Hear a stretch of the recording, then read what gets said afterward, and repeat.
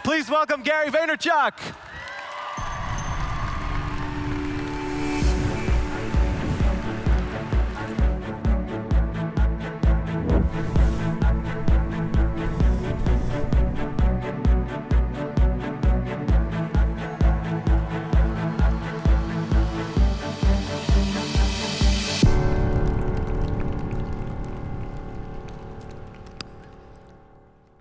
Good evening, Inbound. How are you? I'm super excited to be here, so excited. Can we hear it one more time for that? That was fucking remarkable. Good shit.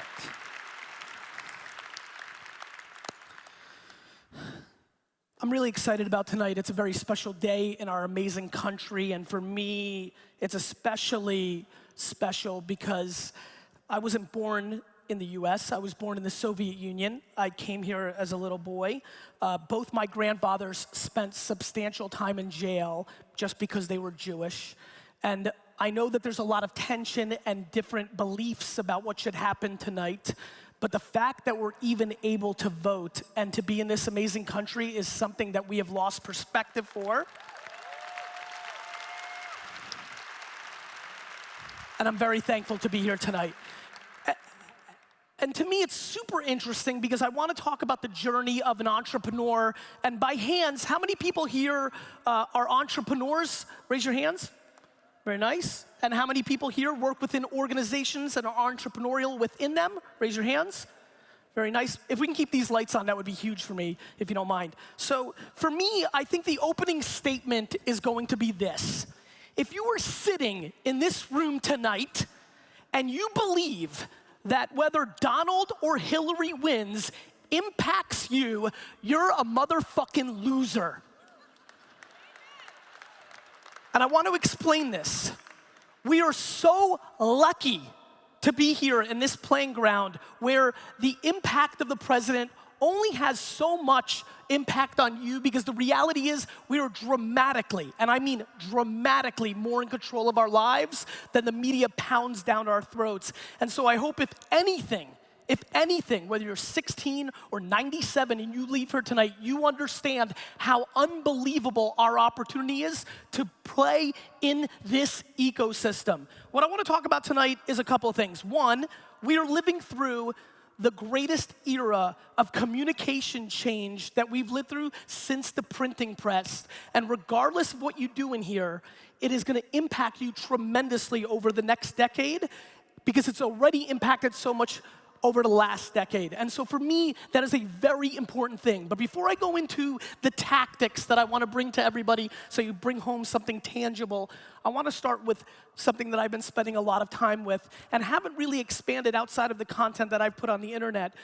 So on stage tonight, I thought a really interesting thing to talk about would be self-awareness.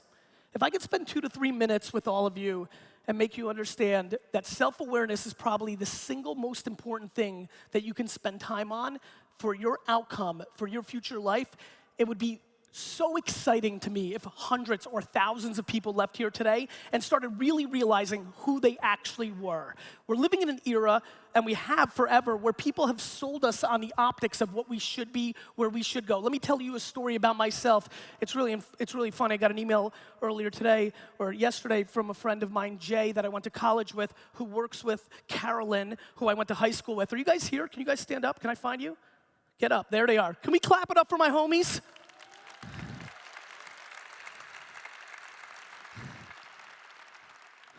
What's funny is both of them know how bad of a student I really was.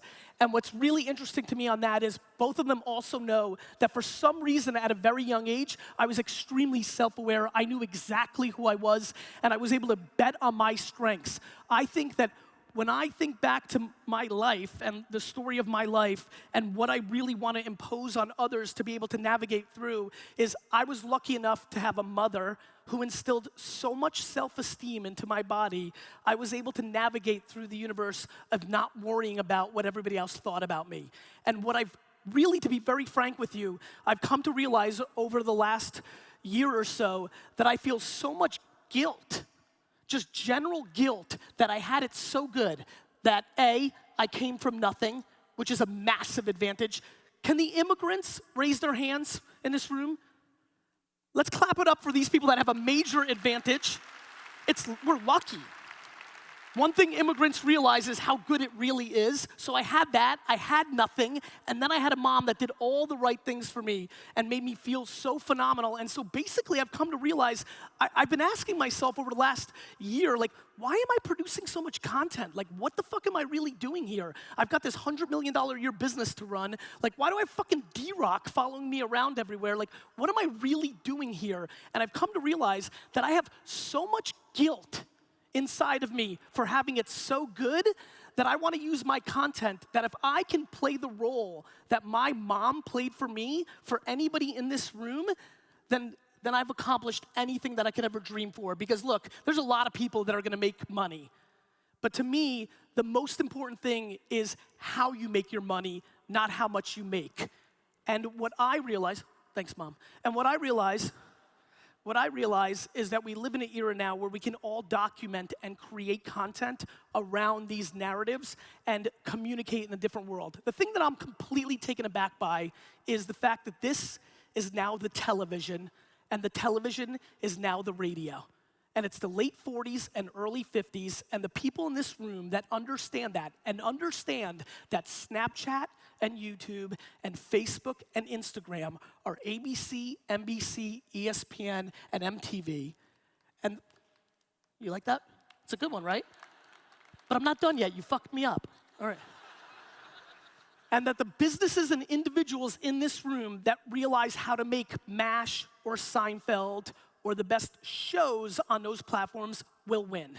We are living through a major shift where every person in this room has a binary decision. Either you go on the defense because of all of this, or you go on the offense. Either you realize this is the greatest opportunity we've ever had as humans and entrepreneurs, or you're scared of all these changes and you judge them and you fear them.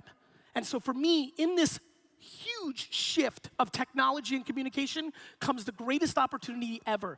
Again, because the theme of the night for me, the fact that mainstream media has been able to cast such a cloud over this ecosystem is fascinating to me. I'll be very honest with you. I'm not sad. I'm not sad. I'm pumped. I am thrilled that so many people think it's bad because that's more opportunity for me. And so what I implore you to do is spend a hell of a lot less time worried about other things that will impact you and spend a lot more time to figure out who you actually are. What are you actually good at? Are you actually in a position to be successful? What do you like doing? Because the opportunities are endless. The problem is we are scared to do different things because the fundamental core reality is we worry about what other people think. We worry about getting judged if we fail. One thing that I've been very blessed with is I've traveled the world quite a bit for business and speaking. And one thing that a lot of people may not understand is that entrepreneurship does not work in a lot of other countries because failure is a scarlet letter. Here in the US, we're so lucky that entrepreneurship is met with when you fail, you pick yourself back up and you go. And to me, that is unbelievable, and we are blessed to be in that ecosystem, and we need to take full advantage of it. So look, I like the back. Yes, back, step up. This is real fucking shit. We are fucking, like, can I ask you a question? Do you understand that you're only gonna live one time? Everybody has a lack of perspective and reality of what's going on here. We have so much opportunity. You're in a fucking convention center in Boston listening to fucking Hamilton. Wake the fuck up. Shit. Seriously. You have it so bad. Perspective is so ridiculous. The only thing I fear besides the health and well-being of my family is regret. The thing I'm so scared of, and one of the tactics, if I could inspire 20 people to do this, that would be big. Fuck, I'll take one. If one person in here can start spending more time in a retirement home, go and donate your time, your most valuable thing, and go spend time with 70, 80, 90-year-olds. Do that for 1 day, 2 days, a week or two, and you will understand very quickly that the only thing that is scary is the things that you didn't do. right? It's those things. And I sit here tonight, and people are in their tactics, they're in their business, their startup, they work in their companies. And the thing that I fear and the thing that I'm passionate about deploying tonight is really pushing a little bit more what I would call practical risk. Practical risk is something that I've been thinking a lot about. A lot of people tell me they can't take the chance of going and doing what they want to do, whether it's a different job, whether that's, by the way, I've gotten 100 emails in the last 6 months of people that needed the courage to shut down their startup and get a job because they were worried about the ramifications of being made fun of for not executing on their business. Whatever it is, as you sit here tonight, I want to deploy and I want to start talking about practical risk. And what practical risk means to me is the thing that I did not understand until I started getting thousands of emails a year from individuals is we're fucking fancy. We're fucking fancy. It's not that you can't, it's that you're not willing to give up dumb shit for a better life. You're not willing to go backwards. You're not willing to make yourself dramatically happier to move out of your home and downsize and go into a different neighborhood. You're not willing to go backwards. That to me is fascinating. The fact that things, whether home, car, watch, clothes, going out, is holding people back from a substantially happier life is fascinating to me and something that we need to debate. Because at the end of the day, that one at bat is all we've got. And so if I can absolutely push you one tangible item, I see some people have pads and pens, and I'm fascinated by that. Go, ready? Go to a fucking F-U-C-K-I-N-G retirement home, spend time, collect data, realize regret is the worst, and do something about it. Got it? Awesome. Let's clap it up for her.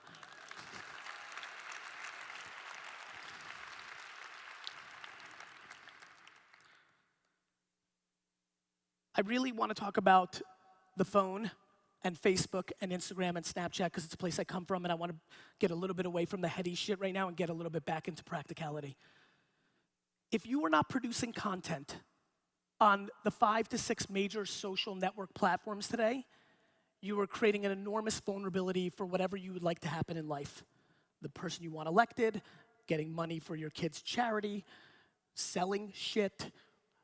Communication has shifted forever, and these platforms really, really matter. The problem is, even at a conference like this, where there is so much marketing skill, I am flabbergasted by the lack of practitionership in the actual creative ability and paid media amplification of creative to make a business action.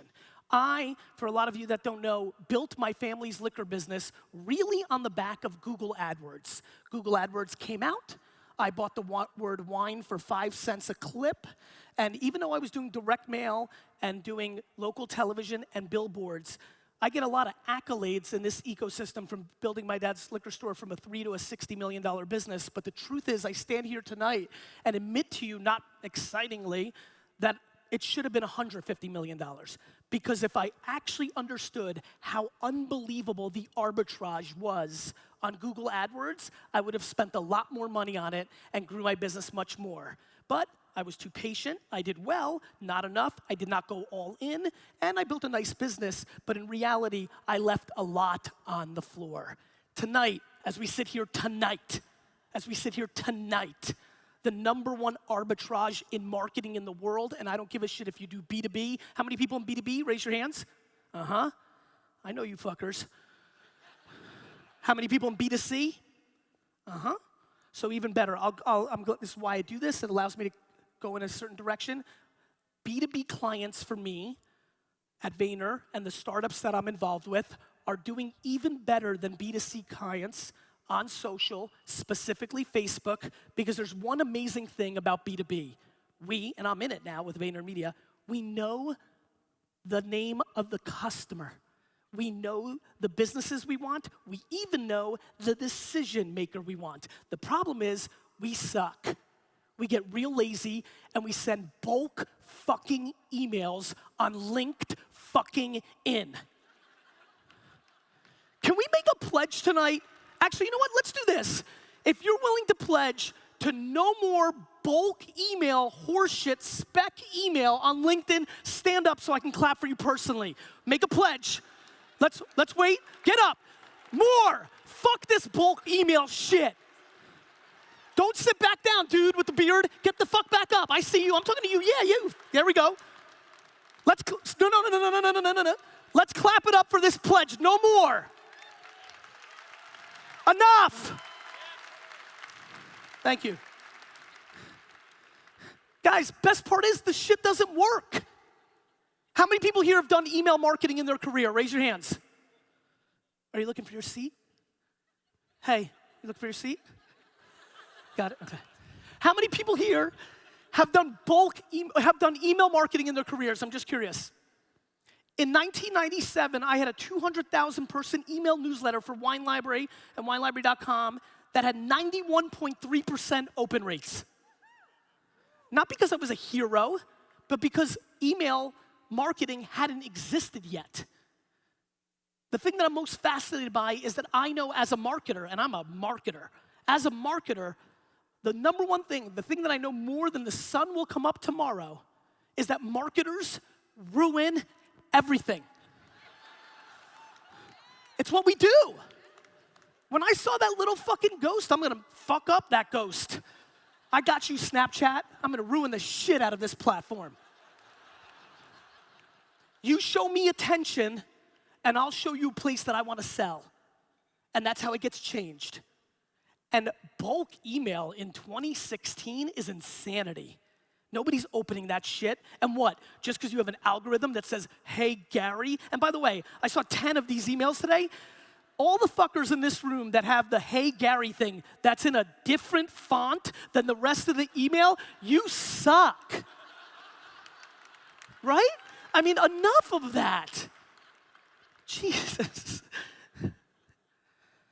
Fuck. B2B. I'm gonna go tactical because I wanna leave with, lately I've been trying to get even more tactical in my keynotes because I love the emails that I get where, hey, thank you so much, it helped my business.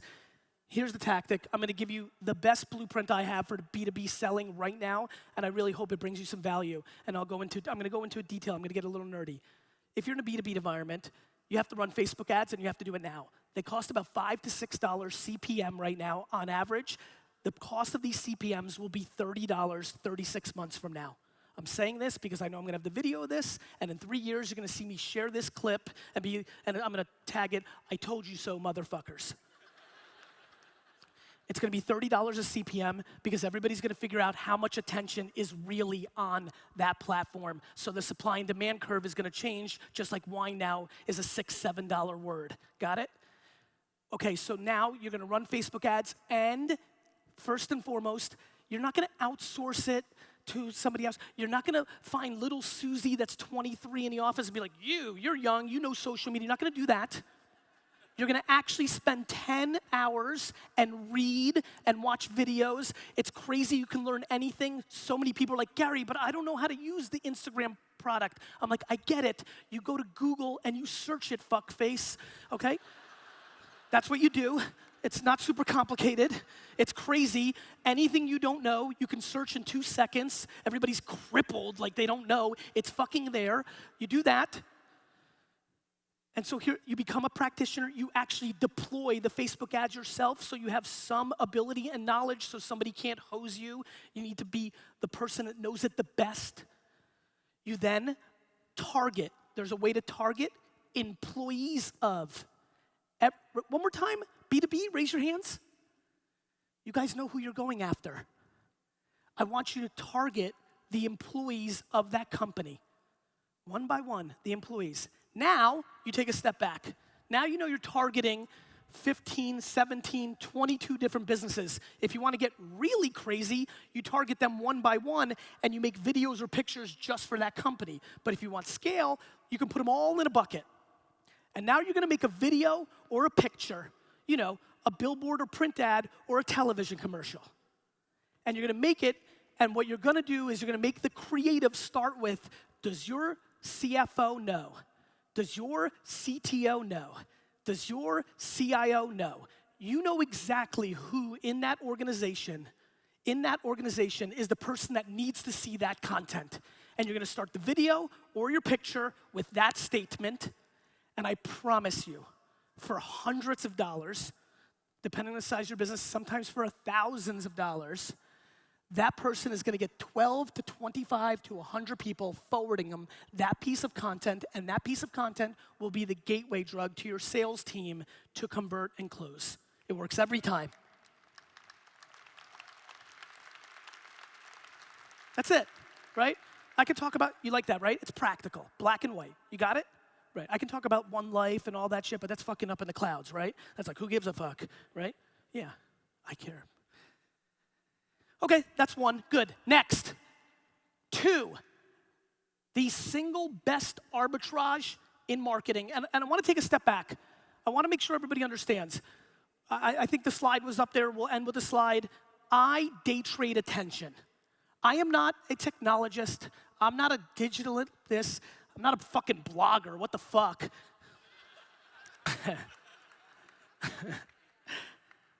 I'm somebody who's obsessed with attention. From when I was 6 years old, and instead of standing behind the lemonade stands, I would sit and watch cars drive by and figure out where to put the signs. I was sick, you know? To now. So I stand here and actually say, if you have the money, I would say HubSpot, if I ran the marketing, the number one thing that I would do is run a Super Bowl commercial. I stand here today as a marketer that trades attention, and I believe that the number one deal in marketing today is actually a Super Bowl commercial. It's $6 million, but the entire country, whether they watch it on YouTube or during the game, will know exactly what you're up to. Now, most people fuck it up because they try to make some funny video for 30 seconds and then we forget. But that is, to me, the number one play. The number 2 play in the world is Facebook video, because I believe that Facebook video, not confined to 30 seconds, has the ability to build enormous awareness. VaynerMedia had a very special thing happen last week. I don't know if any of you guys caught this, but when the Cubs won the World Series, we ran. Who's from Chicago? Finally, right? Fuck, 108. When the Cubs won the World Series, we ran an ad after the World Series. First it was Nike, then it was us, and we brought back Harry Carey from a classic 1984 commercial, and that went big, and everybody said we were geniuses, and I got a lot of emails that night, and it was super awesome, and I replied to everyone saying, wait until tomorrow. What tomorrow was the next day, we deployed a 2-minute plus video where Harry Carey, we took 30 years of him calling games and chopped it up and had him, over a 2-minute video, call the final out of the Cubs winning the World Series. That video has 30 million plus views at this point and has drove a lot more incremental growth and awareness and B2B activity for the brand than the commercial did. Though the commercial media, like buying the commercial and making sure you all saw it, cost multiples, 20, 30 times more expensive than what we deployed in a Facebook environment. This is what's happening. My friends, I want you to become historians of marketing. I want you to also understand what marketing is. We have confusion in the marketplace of marketing and branding versus sales. We have a lot of people in this room that are digital natives, and they really understand sales. They understand optimization, UI, UX. They understand cost per click. They understand how you convert and change things and things of that nature. But what they don't do is actually brand and market. And if your business is growing, you have to have a healthy balance of marketing and sales and branding. My friends, I did not buy these sneakers because Nike fucking cookied me and sent me to some fucking website and converted me. I bought it because of brand. And there's a lot of people here that are mixing it up. And the reason Facebook is so special is it's the first platform that I've seen that does marketing and brand and sales in one place with underpriced attention. If you grew up in Google like I did, there was no brand there. We all had blue letters, and brand was eliminated. So if I had one plea for the collective room tonight from a marketing and branding and business standpoint, it is that we have to understand the following. And this is tough for the digital landscape, but very easy for the Madison Avenue landscape. Creative is the variable. Creative is the variable of success. The one thing that we all trade on in this room, no matter how and what you do, Whether you're B2B or B2C, whether you sell sneakers or wine or books or your services, no matter what, we are all tied to attention. We are all battling for your attention. But once you have my attention, that creative is the variable. If your video sucks shit, I can give you 9,000 ideas on Facebook, you will lose.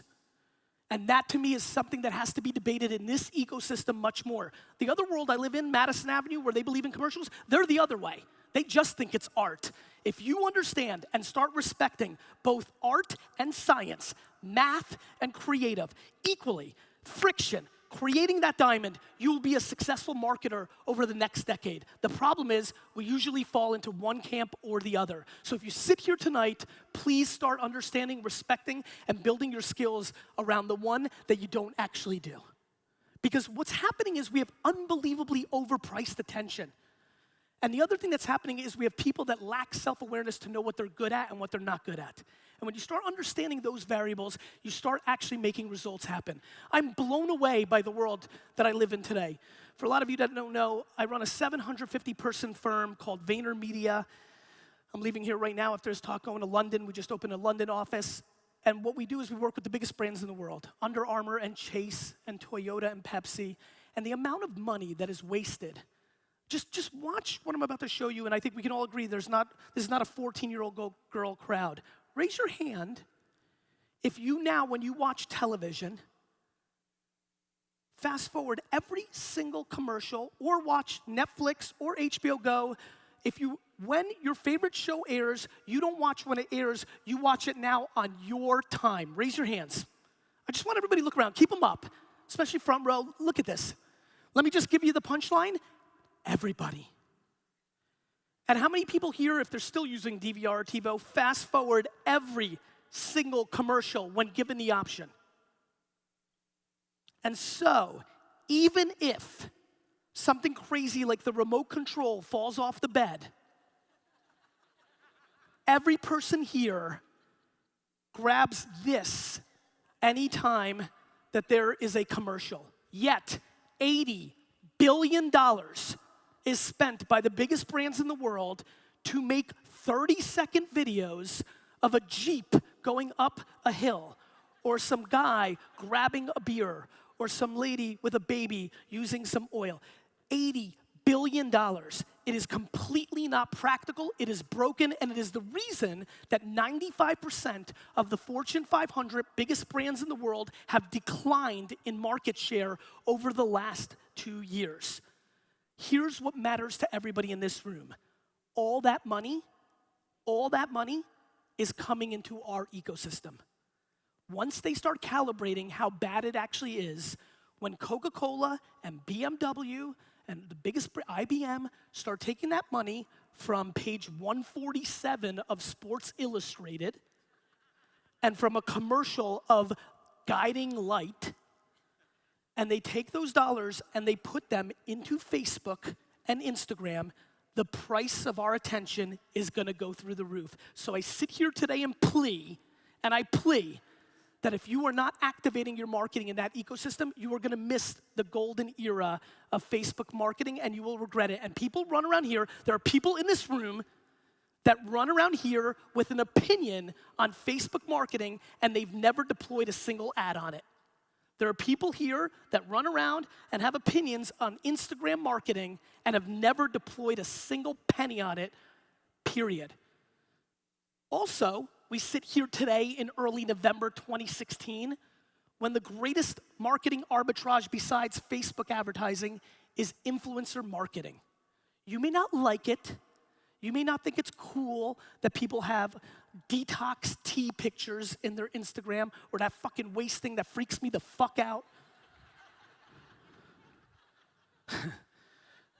But it doesn't take away the fact that right now, even in a B2B environment, that if you took the hours and mapped the people that had 400 followers, 500 followers, I'm gonna go back into practical details. You go into Instagram, you go into search, you start searching hashtags for your business, SaaS, right? Whatever your industry's about, and you start finding people that post, You start building a database, and then you email them one by one with context. We already made a fucking pledge. Don't break it already. And you ask them to promote your shit. And the price points are incredibly underpriced for the amount of attention you get and the business development opportunities. Yet, we continue not to do that. Meanwhile, what's overpriced? Twitter's overpriced. It breaks my heart. A lot of you guys know that Twitter was my coming out party. It is absolutely the platform that put me on. It's not fun for me to sit here and say that it's overpriced, but the problem is Twitter has a fire hose problem. There's so much, and we don't populate it. It's just like email going from 90% to 30%, and that is a problem, and the ads are overpriced, and that's just the ecosystem. So unfortunately for them, they're dealing with what we're dealing with. The other thing that's overpriced is all programmatic advertising. Banner ads are such a mistake for businesses today because there's nobody here going to the right side of daily.org and clicking a fucking banner ad. And so we sit here tonight with an ungodly amount of ridiculous marketing tactics, and looming ahead of us is so much technology. How many people here have Alexa voice in their house? Alexa, raise your hand. Stand up, actually. Let's get the blood going. Stand up. I need a context here. Has Alexa in the home?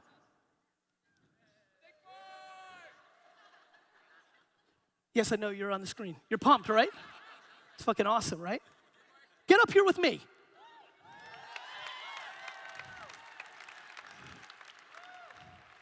Very athletic. Jesus. You got a thinkboard in your office. Thank you, man. It's good to see you. Good. Just chill right here. Just chill. I know, I'm aware. Yeah. Just sit, I think. Okay. Yeah. No, you can do whatever the fuck you want. You're a fucking big boy. I like it. Do your thing. Thanks, man. All right, man. Hey, man. How are you? Good to see you, man. Jesus, man, you look really young. You look good. All right. I mean, that's good, but this is way better, right? Free advertising. When you start thinking about Alexa and all these other things, one of the things that my career has been completely predicated on is the fact that I am willing to take chances on things that aren't mainstream yet, because I understand that if I go after social code, and if I go after Vine, and if I go after Micmac, and if I go after Yak, and if I go after all these things, that I only need one of those 7 to actually hit, Snapchat, Instagram, to win that bet. We have enormous fear in this room to, I have to wait, or let's wait till it's big, or what if I waste my time? Awkward, right? Yeah, super awkward. You can leave if you want, but you can chill too. Got it.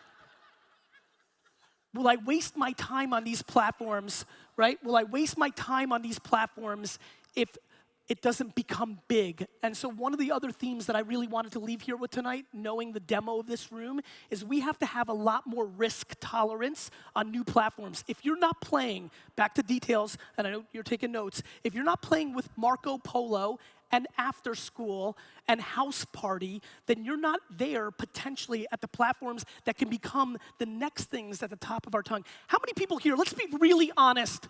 Let's be really, really, really honest with ourselves inbound. Please raise your hand if this is true. How many people in this room, and I want everybody to look around, said 2.5 years ago, 3 years ago, maybe even a year ago, that they would never be on Snapchat, that was stupid, and now have a Snapchat account? Raise your hands. Raise it high, higher. This is where all the action is. This is where all the action is. This is the opportunity in this room. But we continue to downplay. We continue to downplay the upside because we fear the risk of being on there and wasting time. If you have not achieved what you want to professionally or in life, time is the number one thing you've got. You need to deploy as much of that as humanly possible. That is the asset. When you have not achieved the things that you want to happen in life, and it is because of time that you haven't wanted to put into these platforms or worlds, that is a massive mistake. It's the one asset you have. Not everybody in this room has money. It's true. You agree, right? So are you gonna work your fucking face off? Thank you. It's the one thing we have. It's the one thing we have because everybody wants to come up with excuses. I spend my life reading excuses on social media and my inbox. I'm this, I wasn't born that way, I wasn't born here, this, I'm a female, I'm an immigrant, I'm a minority, I'm a transgender. Excuses. Reality. By the way, I truly believe those are disadvantages. I'm not naive to the shortcomings of this country. The problem is, nobody cares. The market doesn't care. So we sit and we dwell, and that's what do you think we've been doing for the last month? And what we're gonna do tomorrow morning, we're gonna dwell and complain, and that's utter defense, instead of going on the offense. And so we spend unbelievable amounts of time dwelling and wasting our time on dumb shit. Like, people literally email me and say, you're so lucky, and I wish this was happening to me. And then the third tweet or the third Instagram post is, awesome Saturday, stayed home and watched entire season of fucking Game of Thrones.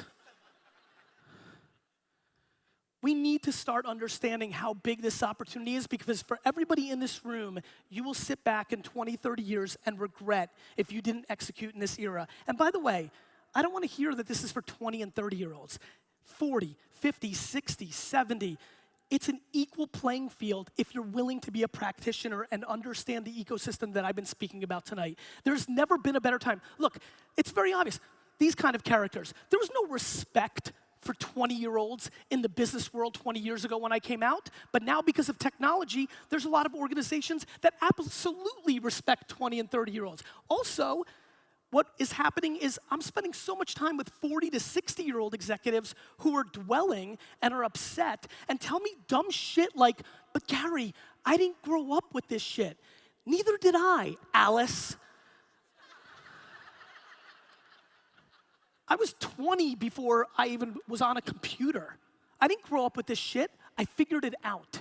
And so I sit there and see completely capable operators that have made it happen for the last 20, 30 years being crippled by, I don't understand how Snapchat works. It's so confusing. We're just filled with excuses. We are. People are just losing their hunger. And then, by the way, let me get really mad for 2 seconds with my fancy rich friends. The thing that I'm completely blown away by, that I had no idea was going on in capitalism and meritocracy, is once you get rich, you actually try to spend your dollars to create laws that allow you not to work and still hold on to your money. 100%, right? I mean, I'm blown away by this. You were benefited because in your 20s to 60, for 40 years, you grinded and out-executed somebody, and you were able to make lots of money. But now that you're tired, and you're finished, and you're older, and don't want to put in the work, you don't want the next young buck to come along and eat your lunch. That's not how capitalism works. It's true. It's just not. And so we have all these trends, and we have the great fortune of living in an era where things have been really good for a very long time. And so I walk around the world, and I told my wife, Lizzie, I'm like, Lizzie, listen to me. I don't care, clearly, because I was such a shit student, what the kids do at school, but please, they can't be in programs where we give away 7th place trophies. I have no idea who wins the election tonight, but we need to fucking ban 7th place trophies in America. And so we have all these macro situations going on, and not to mention, for a lot of people here under 30, you haven't been in the game during an economic downturn because things have been very cushy for the last 7 years, where if you're 23 years old and you have an idea, your company's miraculously worth $4 million. And so we're living in a very intriguing time, and I think that the passion and the angst and the energy that I bring tonight are predicated on a couple of tried and true things. Number one, if you're not making long-term decisions, you will be vulnerable. The market's changing very quickly, and anybody who's looking for short-term stuff gets short-term stuff and then gets hurt in the long term. Things like Airbnb. Guys, Airbnb shouldn't have been invented by Brian and Joe. Airbnb should have been invented by Marriott, but Marriott is looking short-term and isn't creating business models to put themselves out of business. Uber should have not been created by Garrett and they should have not been created by Garrett and Travis. They should have been created by the guy or girl that owned the most medallions in New York City, or by Greyhound.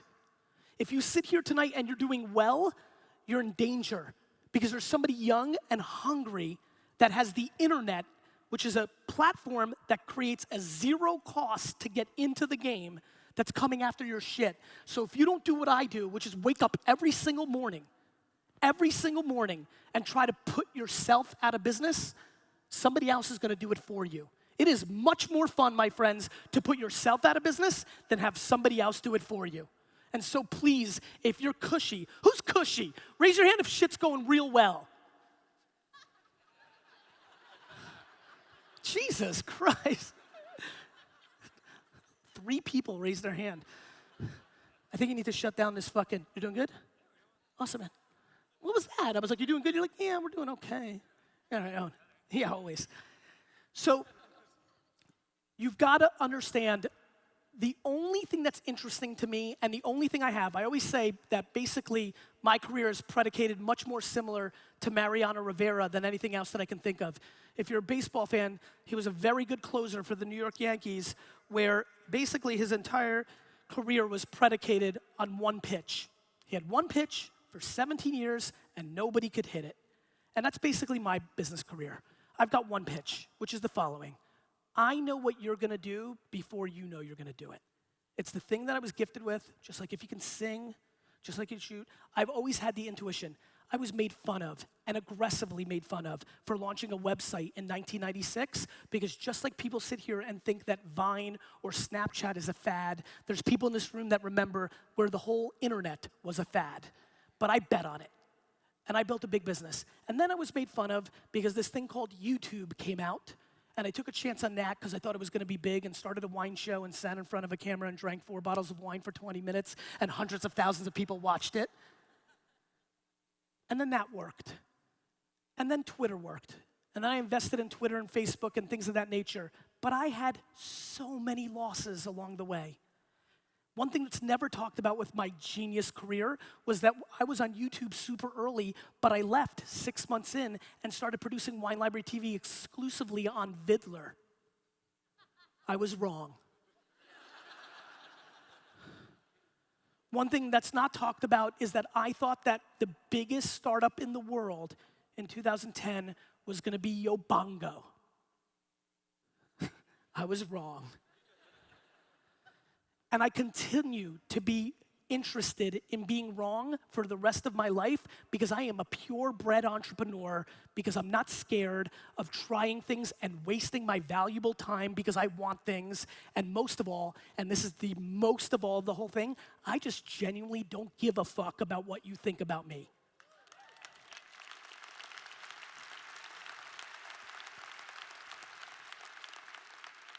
Balanced with, I really care about what everybody says about me. And in that friction, and I mean that, you have to deploy real ego and real humility around this course because we live in that world. But if I could inspire anything in the time that I was here today, it's very simply this. Please do me one favor. I'm gonna wrap it up with this, and this matters so much to me. Please, whatever it takes, call your grandmother, go to your great-grandfather's burial spot, go back to the old country, go to a shelter, do something that recalibrates your perspective on what is actually going on here. We have never had it better. My friends, I'm gonna leave you with a very interesting data point. You guys like data? Who likes data? Great, let me give you some fucking data. More people in America will die from a coconut falling out of a tree and hitting you on the head and killing you than terrorism. Yeah. I see you tentative like, is he fucking serious? I'm dead fucking serious. Kids 7 to 11 watch more Twitch esports than all the 4 major sports combined. That's data. We're living through a totally different time. 10 years ago, the weirdest thing in the world was your friend dated people online. Now every single person swipes to the left and right 24/7. And so the trends in our society have changed. And either you're gonna sit here and binary, this is a black and white conversation, either you're gonna leave here and understand how fucking awesome it is and you're gonna take full advantage of it and be a winner, or you're gonna sit and dwell on all the negatives of it and be a losing player. It's just the truth. It's not complicated. It's not fun for me to say, I don't want you to lose. I desperately want you to win, but this is on you. Nobody else is in control. There are people who deal with things like the loss of their children or real diseases. We're sitting and dwelling about not getting enough likes on fucking Instagram. We're sitting and dwelling about forces that don't really have impact on us. It is time that this collective room and our space understands this is the greatest golden era of not only business, but life, and you really, and I mean really, need to fucking grab it. Thank you. Thank you.